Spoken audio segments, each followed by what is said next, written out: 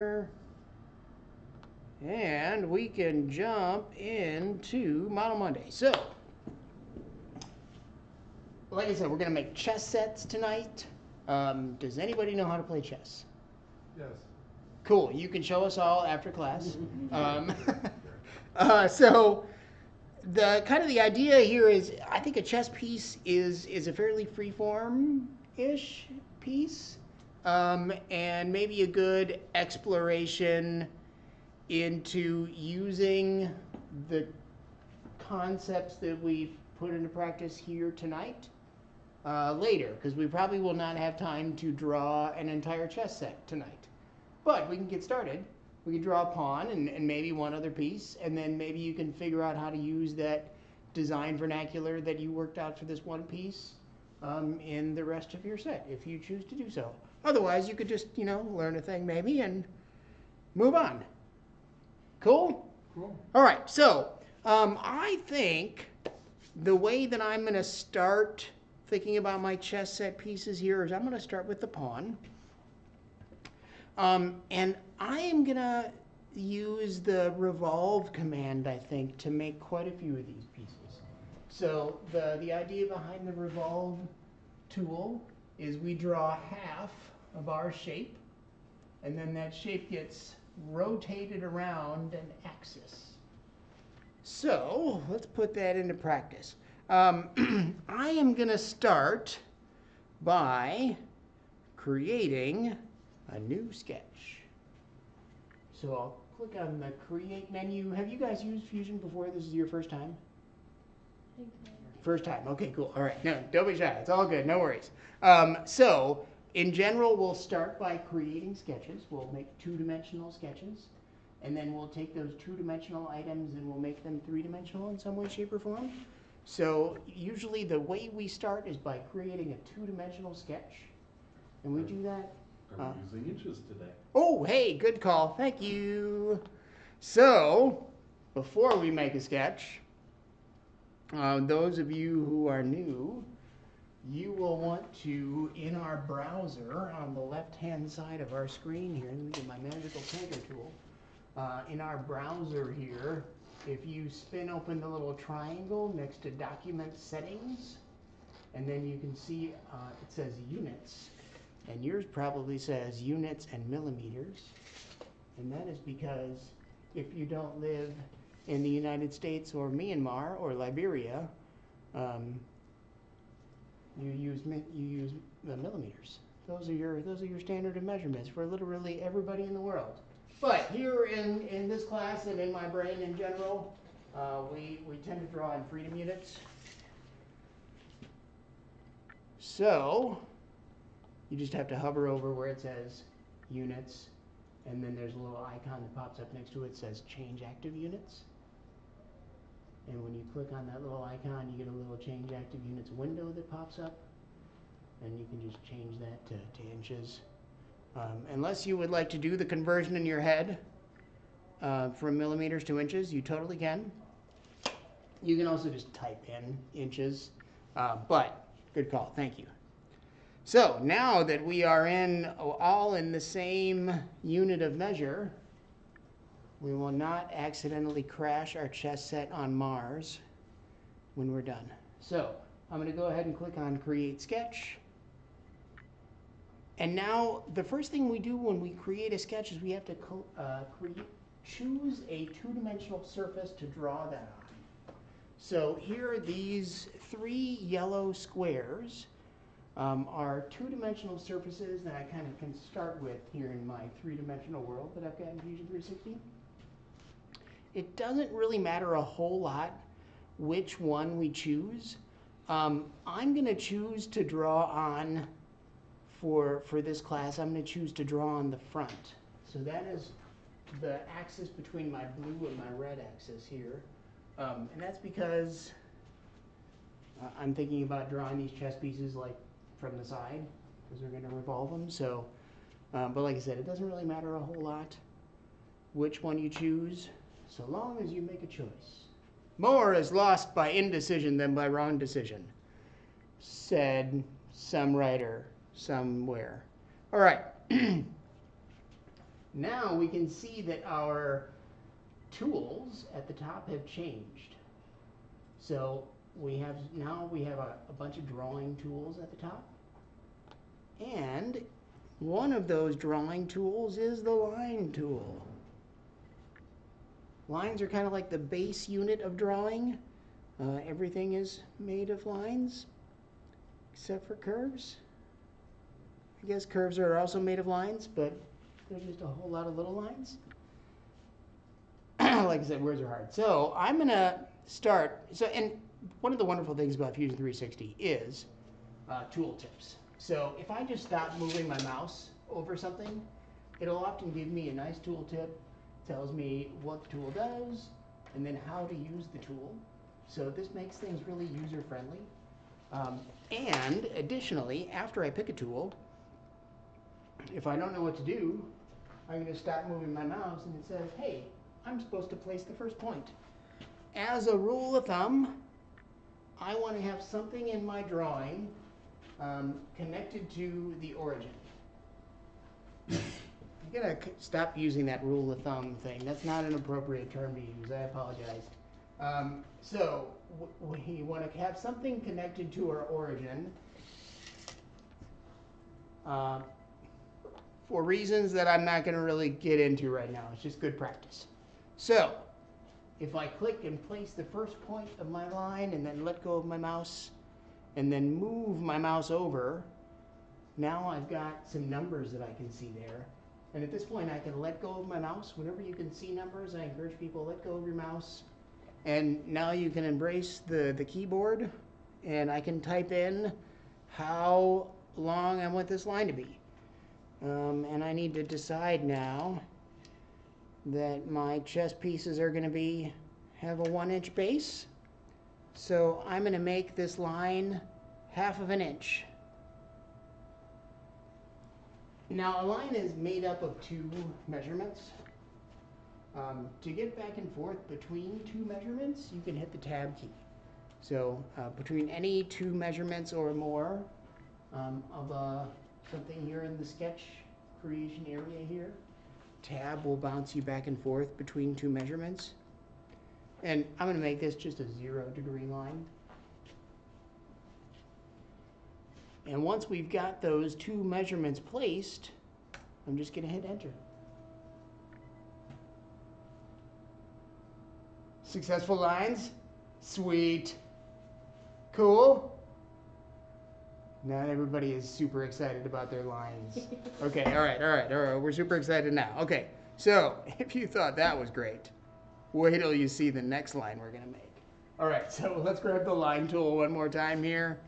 I'm going to draw a line again right from our origin, right at the middle of our bit. And I'm going to draw it straight up. I'm going to come up 1.5 inches. That seems like a good height for a pawn to me. And then I am going to hit enter again. So now I've got a line. So we must have said 90? You know what? I probably should have specified that. So if you, when you draw your line straight up, if you're getting a little blue square there, then that is a constraint that it is adding. That is the perpendicular constraint. So if I were to have it drawing my line off to the side there, it doesn't necessarily put that constraint in there. So then I do have to come in and specify. So if I do 1.5 and I hit tab, and then I can say 90. I believe I could probably also say 270 and it would go the other way. But the 90 degrees is indeed what we want. Well, that's interesting. Let's try that one more time. 1.5, 90. All right, cool. So now let's draw the top of our pawn is usually the tops of the pawns are like little circles or little sphere-y bits. So from the create menu, we can find our circle tools are all in one neat little area here. So all of these little arrows are different ways to make a rectangle, different ways to make an arc, different ways to make a polygon. And I say different ways in that there are different ways to locate our circle based on existing geometry. So for this case right here, since I know that this point is going to be the top of our pond, I think I'm going to choose to use the 2-point circle tool. And if I hover over that, in fact, if you don't know what one of these does, you could say, oh, I'm supposed to specify 2 points on the diameter of the circle. That sounds like exactly what I want to do here. So I'll go ahead and click on that 2-point circle option. And now if I specify the first point of my 2-point circle as being the top of my little pond piece there just by clicking and releasing, and then I'm going to move my mouse down, now I can specify a dimension that I'd like that to be. So I think that I'm going to go with 3/4 of an inch. Nice bulbous top. You can also type in your measurements like that too. You can say 3/4 or 3/4 of an inch is approximately 20 millimeters. So you can also you can type in a standard of measurement that the rest of the world uses. Our international viewers will be happy with you if you type in millimeters. Dan loves his millimeters. Big millimeter fan. Everything he does, millimeters. He's constantly talking about the wonders of the metric system. Yeah, well, it's standard. Exactly. All right, but I am not standard. I am the opposite of standard. Sorry, Dan, I didn't mean to chase you away. I'm not chasing. I'll shut up. I just know that you're going to be talking some more. It's just an imperial crafting here. We killed your king.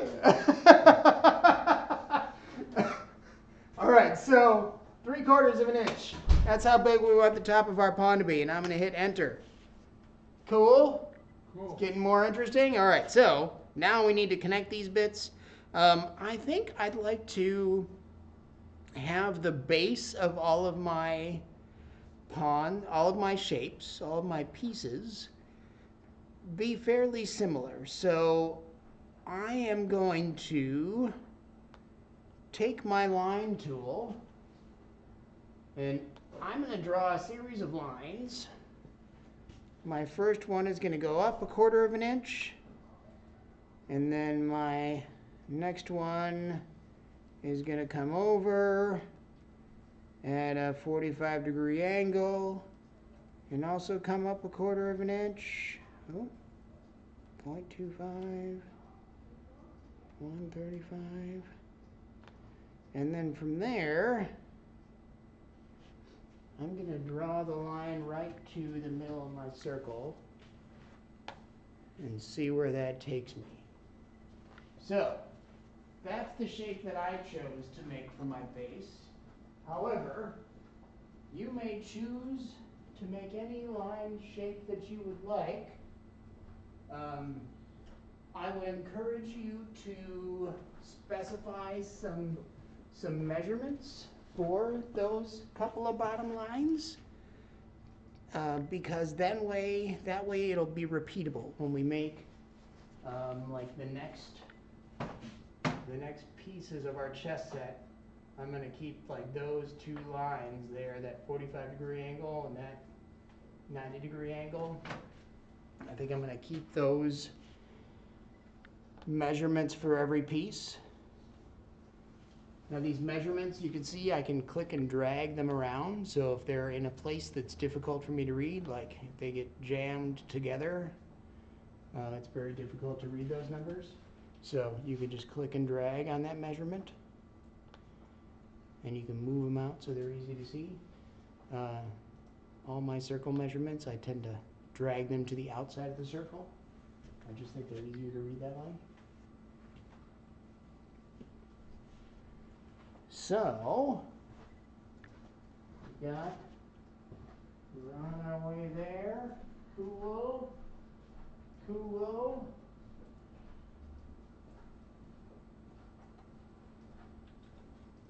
All right, and then once we are done making that shape, now we're done making this sketch. So what I'm going to do is I'm going to finish this sketch by doing one of two things. So I can either click on the Finish Sketch button here on my Sketch Palette window, or up in the very top right-hand corner of our screen here, there is a Finish Sketch green checkbox way in the top right-hand corner, way up there. Either one of those two buttons are a good option to finish our sketch. I'm going to go ahead and click on the Finish Sketch button here on my Sketch Palette. And there we go. So, now, two things have happened. Our browser, that was kind of mostly, that didn't have a Sketches folder before, now has a Sketches folder in it. So that browser that we changed our document settings in now has a Sketches folder, and in that Sketches folder will appear all of the two-dimensional sketches that we draw in this document. So this one has appropriately named our pond drawing Sketch 1, and obviously that's the best name for this pond drawing, and there's no need to rename that sketch at all. You just leave, no, I'm just kidding. So I always am in the habit of naming your sketches. We'll name our bodies when it comes to that, but to rename a sketch, you just have to click on it one time, pause, and then click a second time. And then we can rename this. I'm going to call mine Pond. Literally anything is better than Sketch 1. So this is the best practice to be in. And if you ever see one of my drawings that I make outside of this class, I totally do it all the time. And don't kick myself at all when I find that I have to figure out what sketch 27 is. All right. Cool? Cool. All right, so now let's revolve the thing. So from the Create menu, we can go and grab the magical Revolve tool. So, you can see that Revolve tool's got a great picture. Tooltips are great. Oh, I clicked a button. Create. Revolve. All right, so now what we can do here is we're going to select the profile that we're going to revolve. The profile that we're going to revolve is a couple of different things. On my sketch, it's going to be 3 different selections. So each one of these little bits needs to be selected. So you want to select everything on one side of our straight up and down line. And then as the axis that we're going to revolve this around, we're going to choose that straight up and down line. And you can see, as we made that decision, it made us a nice pond. Nice pond. Sweet. Cool. All right. Success? How are we doing? Oh, yeah, you're good. Yep, there you go. So you have the 3 bits all on the one side.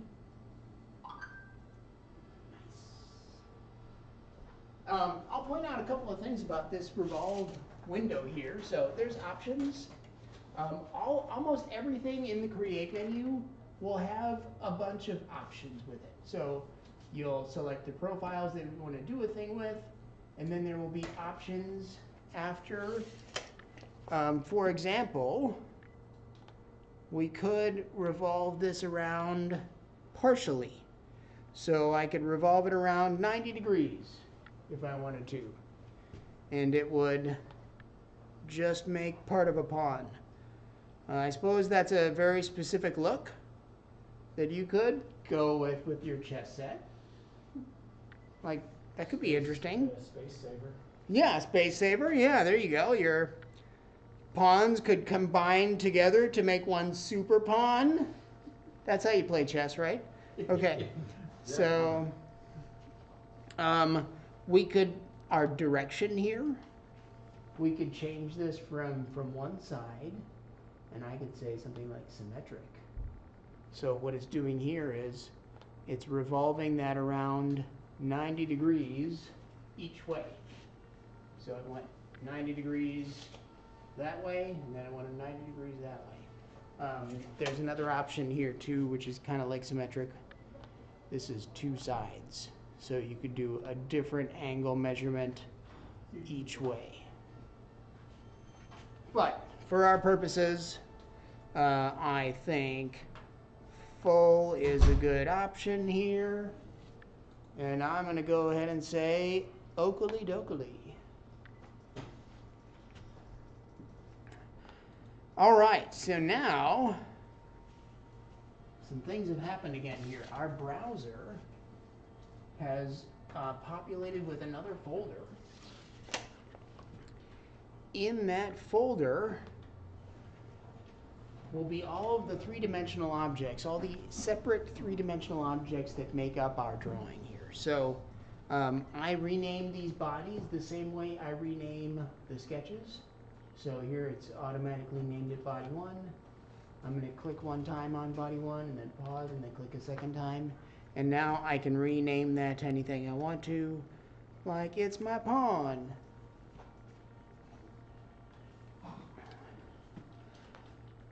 All right. The last thing that I'll point out of something that changes, so when we make a body, we get a bodies folder. When we make a sketch, we get a sketches folder. As we draw, down here at the very bottom, our timeline will start to populate with little icons. So Fusion 360 is a parametric design software. So that means that as we draw things, it keeps kind of like a recipe for how those things were made down here at the bottom. For example, I could right-click on that sketch in my timeline. And why don't you guys all do this too? So right-click on those sketches in your timeline. And I'm going to come up to Edit Sketch. Now, I've gone back in time to when I was making my sketch. So it was before I made the revolve. So you can see the revolve is kind of grayed out down here in the bottom corner. So now I've gone back in time, and I could change something about my sketch. So this measurement here where I made this 3/4 of an inch. Now, you don't necessarily need to do this. If you think 3/4 of an inch is perfect. I'm going to do one more thing and fix that little error there. All right. And now I'm going to say Finish Sketch. And now when I come back into the present, you can see the top of my pawn has gotten much smaller. So it used the changes that we made in the past and it carried them forward to extrusions or revolves or things that we did around that. All right, I'm going to change this back. Let's draw another piece. So let's draw the little castle bit. That'll be a fun one to draw. The rook, is that what that's called? Yeah? Chess expert? Castle, rook, yep. All right, cool. I like calling it the castle-y bit because it makes me sound fancy. All right, so I'm going to create a new sketch. So from my create menu, I'm going to go ahead and choose the create sketch icon here one more time. Now I want some, oh yeah, go ahead. Yeah. Could we actually copy that sketch to make a second piece? I'm just, I don't know. Yeah. So, kind of. I discourage people from copying and pasting in Fusion 360 because Fusion does weird things sometimes. When you cut and paste, it like makes things linked to each other that you didn't necessarily want to be linked to each other. So if you change the original, sometimes the copy changes. So I don't necessarily encourage people to do that. However, we could, if we wanted to, we could come back to this sketch here. So instead of making a new sketch, I'm going to right click on it and I'm going to say edit sketch again. So here, notice I can choose to edit the sketch from the sketch in my sketches folder or from the icon down here in my timeline. Both of those things do the exact same thing. So if I choose to edit sketch either from the sketches folder or from the timeline there, both of them take me back in time to when I was making this sketch. Now, what we could do here is we have a couple of things that we want to copy over, to transfer over to the rest of our chess pieces. And when people say, hey, I want to cut and paste, I often encourage them to instead make a pattern. So in this case, a rectangular pattern is what we want to make. If we choose this rectangular pattern option here, I can choose the objects that I want to make a pattern of. So the objects that I want to make a pattern of are these three lines down there. So these are the lines that are going to be constant on all of my chess pieces. And then there are some arrows that I have here, and I can just take this arrow and drag it off to the right. Give it some space. And now I'm kind of pretty much making a copy of those items over and over again. Now I'm just making I'm making 3 copies. That's a fine start for us, probably.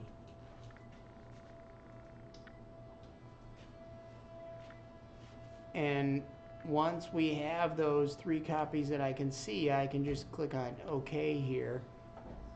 And there we've got copies of our sketch. So that is a way to do it. And now from the copies of that sketch, we all got copies. We're doing good copies. Am I moving too fast? I do that a lot. Yeah, so so if you go ahead and click cancel. So we want to first be editing the sketch. So find that sketch in your sketches folder and then just say edit that sketch. There we go. And then there's a rectangular pattern option. So something to note is there are rectangular patterns. I'm going to say finish. You don't need to, but there is a rectangular pattern out here when I'm not editing a sketch. This is not the rectangular pattern that we want to make.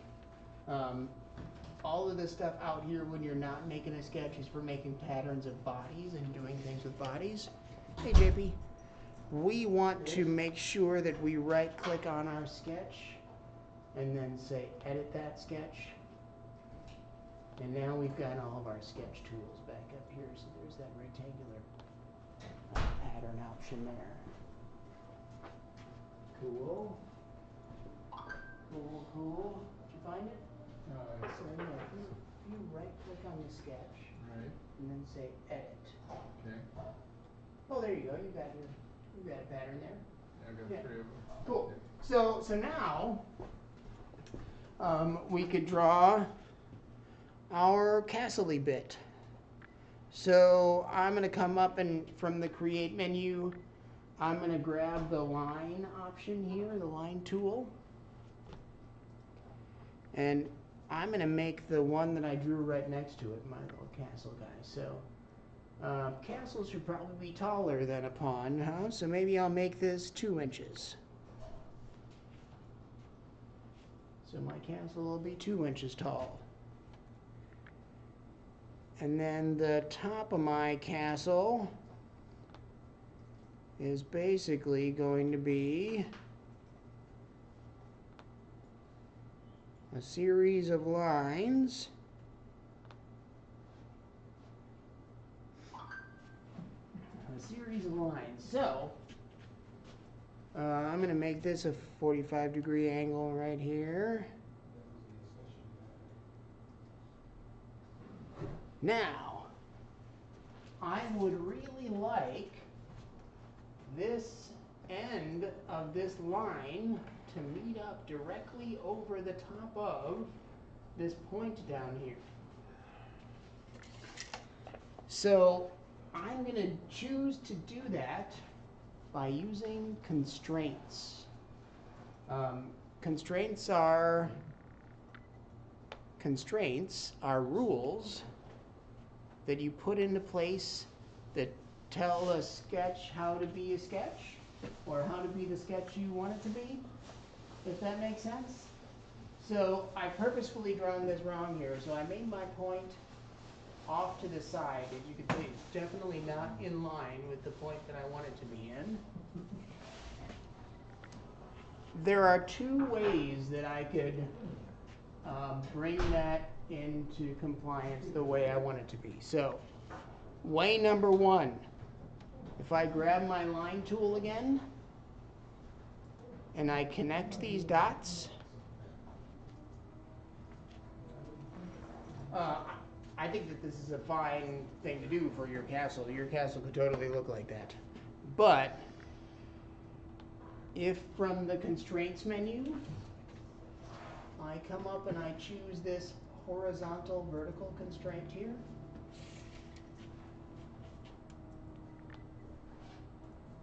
and I click on that angled line that I really want to be a line that goes straight up and down, it forces that right into compliance. You see that? So, way number 2 is I can use that horizontal vertical constraint before I draw my line. So now I've did Command Z a couple of times. You don't need to do Command Z if you don't want to, but I can use that horizontal vertical constraint here, and I can say, hey, this point and this point need to be either straight horizontal or straight vertical from each other, and it just goes to whatever is closer. So both of those ways, those are 2 ways to constrain our sketch. So rules about our sketch. Now, unbeknownst to you, our sketch has been made of rules this whole time. So the rules, the icons for the little rules kind of appear next to where they're pertained to. So this little icon down here in my pawn, that is the perpendicular constraint. So it's kind of automatically added that perpendicular constraint because when I was drawing it, it made them 90 degrees to each other. Here is our horizontal vertical constraint, and you can see when I click on one of them, the other one highlights. So you can see that, oh, these are forcing to be horizontal vertical with each other. These measurements are constraints. They are rules about the sketch that tell it how to be the sketch that you want it to be. even this little icon down here, this is our pattern icon here. So if I were to double click this icon, it brings back up my rectangular pattern option here. And I could add another quantity. I could add more quantity if I wanted to. I can up that to 4. And then say okay, and now I got 4 of them there. They're going to be too close together now, though, so I'm going to do undo. Cool. So we've got. Pal, you lost me when we started drawing this. Oh, that's all right. So Yeah, so then I basically drew a couple of lines. I would encourage you to zoom in. There you go. And then from the create menu, I made those connecting lines up at the top just by using the line tool. So I kind of started at the top there, and I clicked and placed that line, and then I went straight off to the side, off right or left. Okay. So basically you extended that line ½ inch to make it 2 inches long. Yeah, that is definitely a way to do that for sure. Yeah. I actually, when I made my pattern, I didn't choose that straight up and down line as part of my pattern. But totally fine. There's more than one way to skin a cat, especially if you don't like cats. Okay. And there's probably lots of ways to skin a cat. And then I always encourage in this class some like creative freedom here. These are your chess pieces. They are not my chess pieces. And if you want your castle-y bits to look different, you are the king of that castle. And you can make it any way you want it to look. But this is how I started. The last thing that I want to do here is my castle needs to have, what's the little top, the top part of your castle, what has got the zigzaggy bits? Crenellations? There you go. That sounds right. What'd you say? Was it? Crenellations. Crenellations. I knew somebody in this class would know. That's a big word. Yeah, that is that you get the 500-point word score for today. So I'm going to make some space to make crenellations here because that is actually going to happen next. In fact, I'm going to draw 2 things right off the bat. So What tool are you using? I'm using right now the rectangle tool. Great question. So from the create menu, if I choose the rectangle and then 2-point rectangle,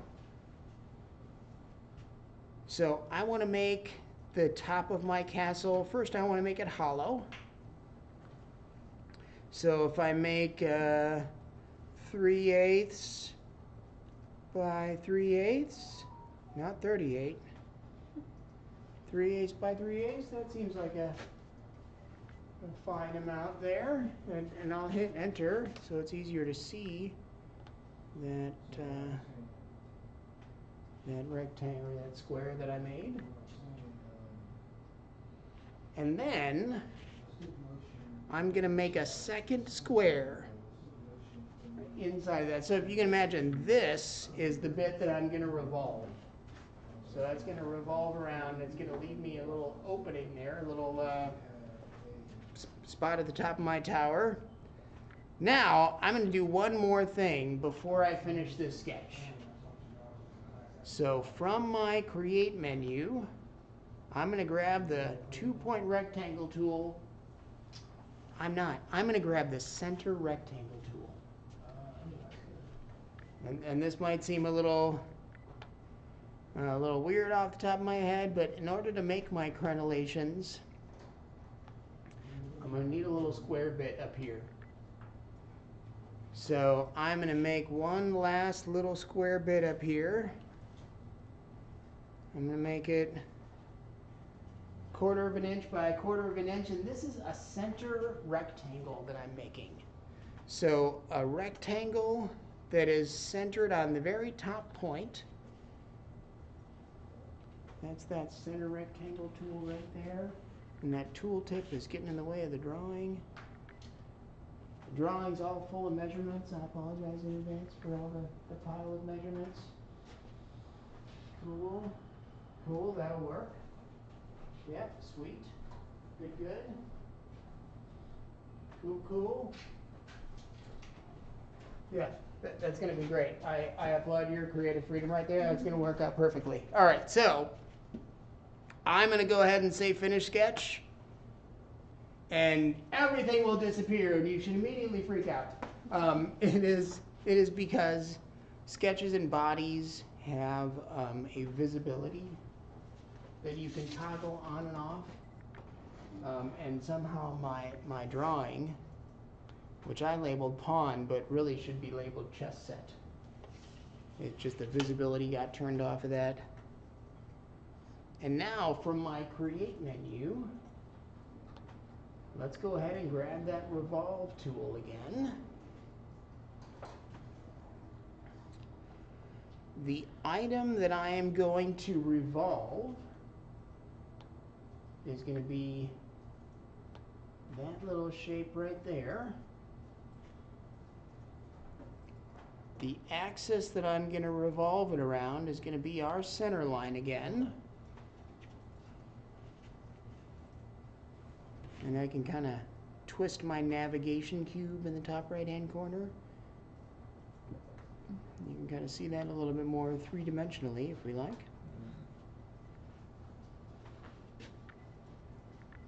And then I'm going to say, Not allowing me to grab it.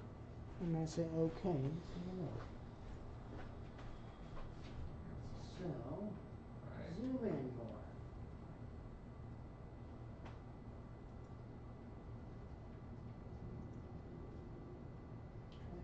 Try it again. There you go.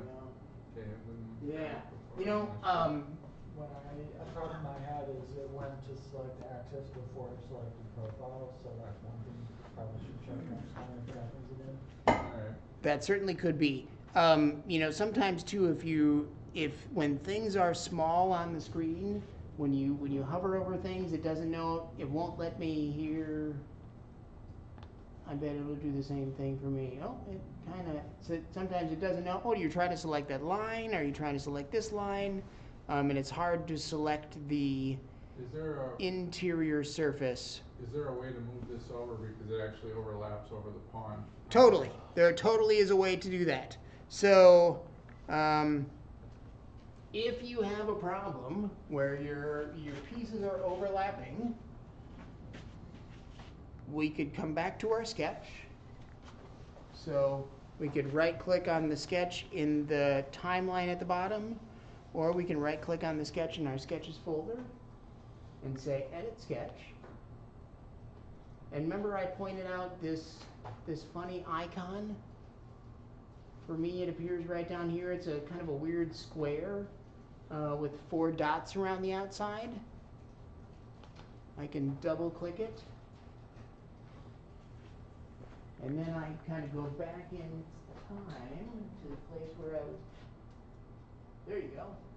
So now that extent there that says 1.5, you could change that to be a much higher number. So you can make that like 3 or 4. And then when you say OK, there it moved it over. Now you just have to grab that little bit there that crossed over and drag it back over to the other side. If you grab, there you go. Cool. So yeah, we could change either the amount of the quantity of the pattern we're making, or we could change the distance that pattern is out. So I can make that 4 inches. It'll space them out a little bit more. And then when we say finish sketch, hopefully you'll come back into the present. Hopefully. And everything will be fine. Cool. All right, so the last step in making our little castle-y bit is we need our crenellations. Tomorrow at the Tuesday meeting, I'm going to talk about crenellations, and we'll see if anybody knows what we're talking about. That's going to be the random word that I slip into the Tuesday meeting. All right. I don't know how I'm going to use that in a sentence. It's all of your goals to use that in a sentence tomorrow. Look at those amazing crenellations. Yeah. Bro, sweet crenellations. Yeah. All right. So, to make the little cutaways here in the top of our castle is going to be a two-step process. So, first, let's go ahead and grab and use the extrude tool. So I'll click on create, and then I'll choose extrude here. I am going to choose as the profiles that I'm going to extrude are going to be the little bits that make up that square. That square that we made at the top of our little castle. And I'm going to extrude that out towards me, and as you could see, as I pull that little blue arrow, when it starts interacting with the other shape there, then my extrusion turns red. The thing that I did not point out in our create dialog box here, so this is my extrude dialog box, is all of the things in our create menu, just like the revolve had options for like one side or doing full or half, there's always an operation option. Now normally when you're making a body, the operation defaults to making a new body. You're just making something new, bringing something new into the world. However, when your two bodies that you're creating are intersecting with each other, it defaults to cut. And that is indeed what we want to do here. We want to subtract away a little bit there for the beginnings of our crenellation. I'm going to go ahead and just say, okay, once that extends out through the whole thing, I want to make sure it goes through. I don't want that. I definitely want it to come out the whole way. And then Makes sense to make it symmetric for the direction as well. Instead of more than one. You could, however, we're gonna fix that in the next step. Yeah, so I'm just gonna go out in one direction this time, and then I'm gonna say okay. Now I really wish I could cut and paste that, copy that all the way around our circle. What is the thing that I like to do instead of cutting and pasting? Make a pattern. Yes, making patterns. All right, so from the create menu, if we scroll down to pattern here, there is a circular pattern option. And that is indeed what we want to do. We want to make a circular pattern all the way around at the top of our circular castle bit there. If I choose this circular pattern option, the first thing that it wants me to do is it wants me to choose an object type. And like kind of the initial object type is a body. Truth be told, that's probably the most common type of pattern, is you'll make a pattern of a body. But we actually want to make a pattern of a feature. What is a feature, you might say? I need a bleep in this class. That cutout. It is, yeah. So anything down here in your timeline, these are all features. So anything that happens down here, you can choose that as a feature that you want to make a pattern of. In our case, the thing that we want to make a pattern of is that very last extrusion that we did. And you can see as I hover over the icon down here in the timeline, my little cutout kind of highlights a little bit there too. Indicating that is the corresponding feature that this little icon refers to. So I'm going to go ahead and click on that. Then where it says axis, I'm going to click on the little select button next to axis. There are many things that I could use as my axis here. I can use a straight up and down line. So that line that is the center point of my piece that I revolved everything around, I could choose that as my axis. I can also choose any concentric item, face or line. So, you know, like I could choose this as my axis. I could choose this as my axis.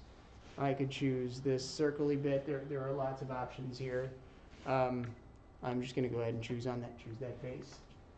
And now we can specify the number of crenellations that we want to have.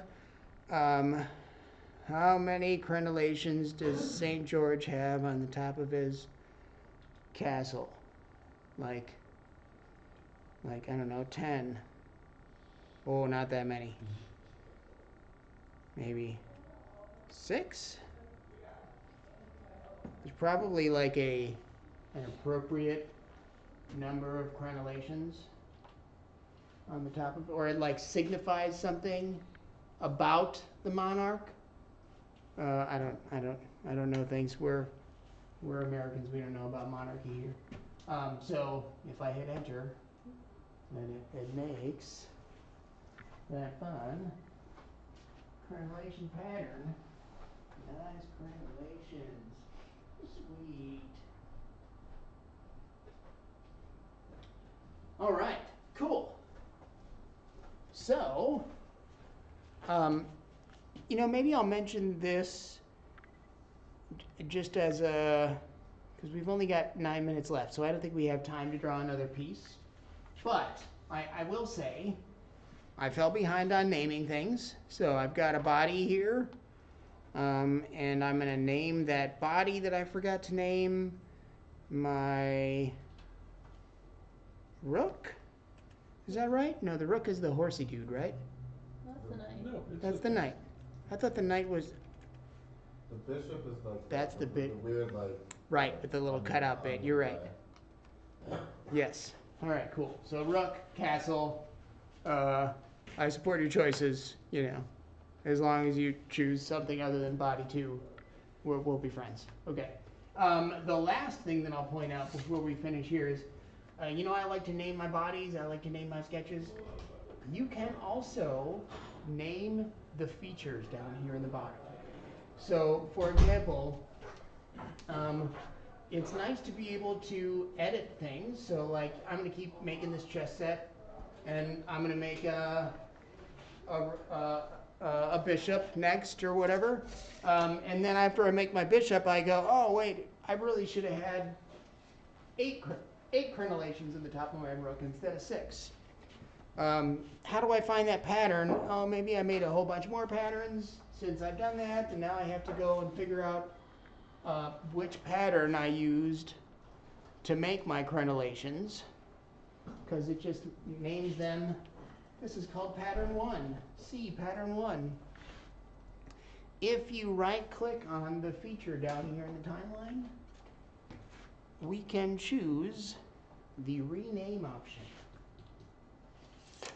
That rename option will let us change the name of the feature down here from C pattern 1 to rook crenellations with a C?